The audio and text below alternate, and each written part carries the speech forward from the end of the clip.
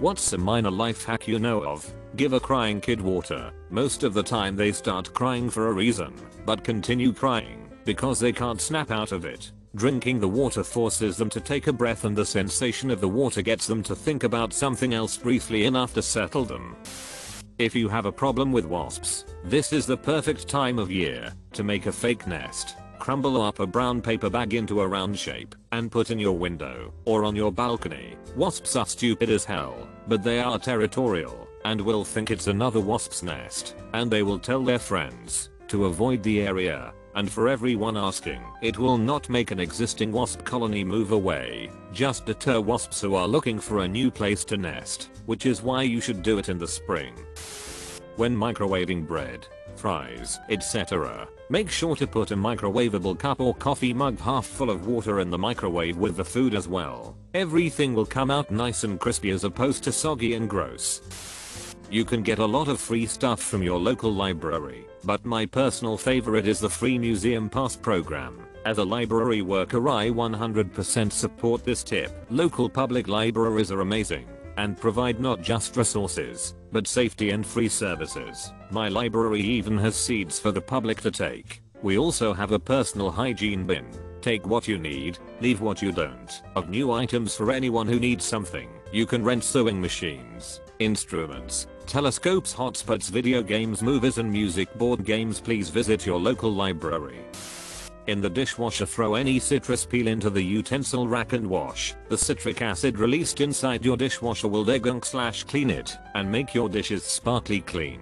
To reduce the effort when cleaning your shower, go to the dollar store and buy those dish stick scrubbers where you can fill the handle with dish soap. I use a mix of diluted Dawn dish soap with water, and I add a bit of vinegar. Keep that in the shower and scrub the walls/floor when in the shower. Makes cleaning the shower less effort, and you can actually extend the time between cleanings. Gets rid of soap scum and prevents mold from forming. If you want to live more stress-free life, mind your business. I'm really trying to learn this with my mother-in-law. She has health issues and refuses to accept she needs help around the house. I so badly want to just go off on her because I'm so fed up with trying to reason with her. I'm minding my business in the way of I'm not messing around in her life anymore. But I care about her, and it's so frustrating to not be able to help her help herself. I feel like the only option is to not care what she does to herself because the stress is eating away at me. If you mess up, just admit you messed up. If you forgot to do something at work, just say, yes, that was my fault. I'm sorry, I messed up. People are much more likely to forgive you if you own your stuff. This is awesome. I couldn't agree more. I would also add that admitting you messed up is the most important step of a multi-step process, which varies by job, workplace culture, etc. But this is the gist. Admit you messed up. It makes the cleanup easier, and you will earn not only others' forgiveness, but respect. Be an active participant in fixing whatever the problem is. This could be either discussing solutions or working on the solution, or both. Try not to ask your boss how to fix it without having at least one idea yourself. Make it a lessons learned for yourself and others you work with. This step might depend on your workplace/culture, etc. Maybe this is a European thing, but anyway, some hotel rooms have a slot where you're supposed to insert your keycode to turn on the electricity in the room. Those slots are in no way part of the keycode system and are just dumb switches that can be activated with any card that fits the slot. Good to know if you want to run the app or charge your devices while being out of the room. There is a 24-hour rule on all airfare purchases in the US. That a purchased reservation can be cancelled within 24 hours without penalty and with a full refund to the original form of payment.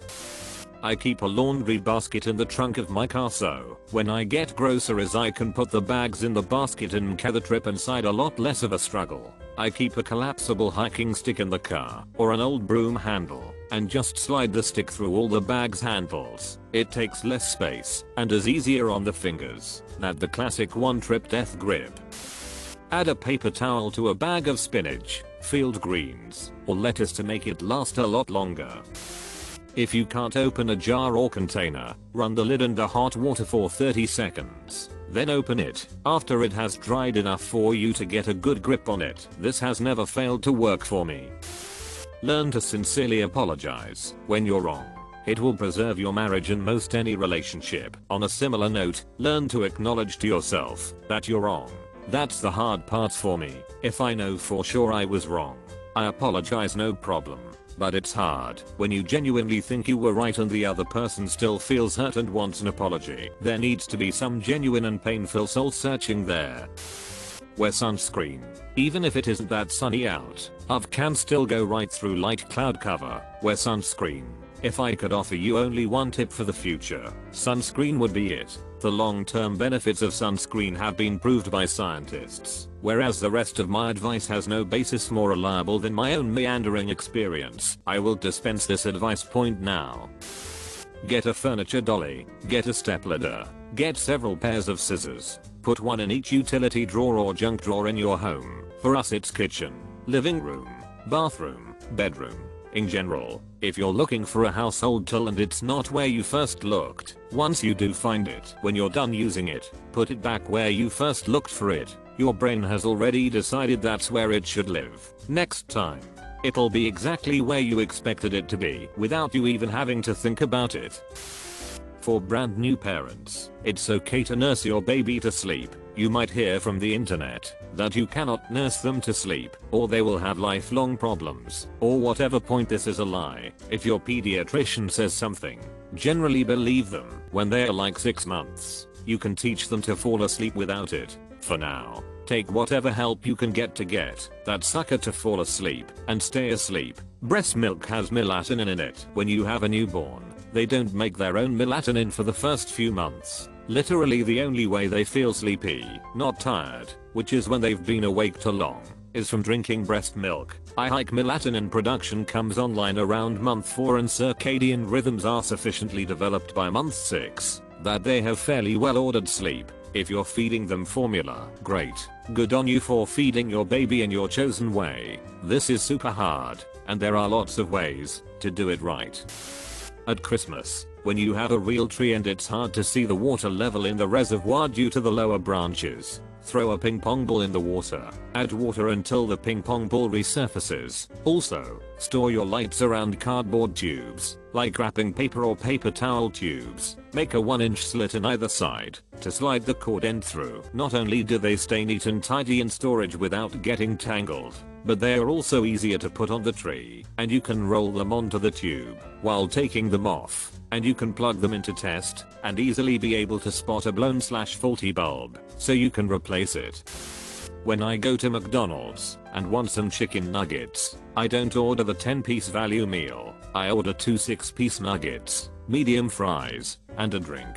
The value meal is like $9.59 after tax, but ordering it separately it ends up being like $8.75. So you get 2 extra nuggets, and you save almost $1 while doing so. This is true at my local McDonald's, but I can't verify that it works at 100% of McDonald's restaurants.